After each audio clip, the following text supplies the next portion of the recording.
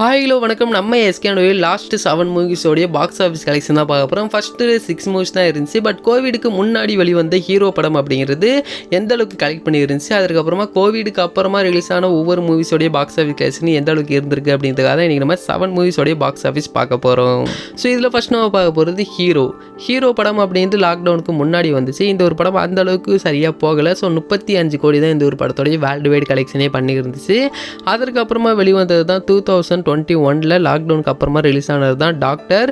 இந்த ஒரு படம் தமிழ்நாட்டில் 72 கோடியும் வேர்ல்டு வைடாக 107 கோடி கலெக்ட் பண்ணியிருந்துச்சு. அதே மாதிரி அதற்கப்புறமா வெளிவந்த நெக்ஸ்ட் மூவியான டான். இந்த ஒரு படம் 2022 ரிலீஸ் ஆனிச்சு. தமிழ்நாட்டில் மட்டுமே 87 கோடியும் வேர்ல்டு வைடாக 125 கோடி வரைக்கும் கலெக்ட் பண்ணிச்சு. இதற்கப்புறமா நெக்ஸ்ட் ரிலீஸ் ஆன ஒரு படம் தான் பிரின்ஸ். இந்த ஒரு படம் தீபாவளி அன்னைக்கு ரிலீஸ் ஆனிச்சு.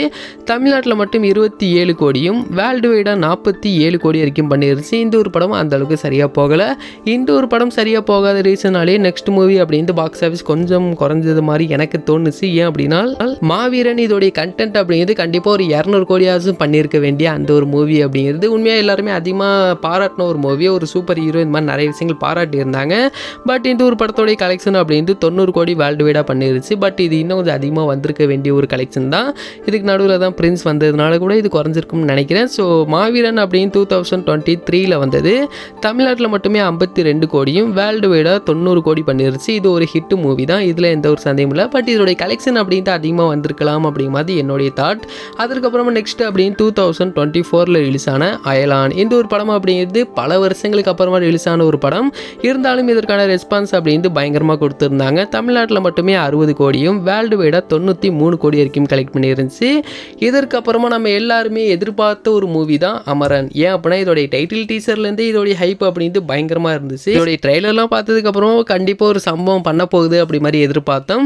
பட் எவ்வளோ பெரிய சம்பவம் பண்ணோம்னு யாருமே எதிர்பார்க்கல. அதே மாதிரி 2024 ரிலீஸ் ஆன படம் தான் அமரன். இந்த ஒரு படம் அப்படின்னு தமிழ்நாட்டில் மட்டுமே 160 கோடியும் வேர்ல்டு வைடாக 350 கோடி வரைக்கும் கலெக்ட் பண்ணிச்சு. உண்மையாகவே இது ஒரு பிக் நம்பர் அப்படின்னு தான் சொல்லி ஆகணும். ஸோ இதற்கப்புறமா ரிலீஸ் ஆக போகிற மதராசி அண்ட் பராசக்தி மதராசி, இதுக்கு நடுவில் இன்னொரு படம் இருக்குது. ஸோ இந்த படங்கள்லாம் எந்த அளவுக்கு கலெக்ட் பண்ண போகுது, ஸோ இது எல்லாமே எந்த அளவுக்கு இதோடைய பாக்ஸ் ஆஃபீஸில் இருக்க போகுது அப்படின்னு எல்லாத்தையுமே வெயிட் பண்ணி பார்த்து தெரிஞ்சுக்கலாம். அண்ட் நம்ம எஸ்கேனோட நடிப்பில் இந்த பாக்ஸ் ஆஃபீஸ்லாம் விட்டுருங்க.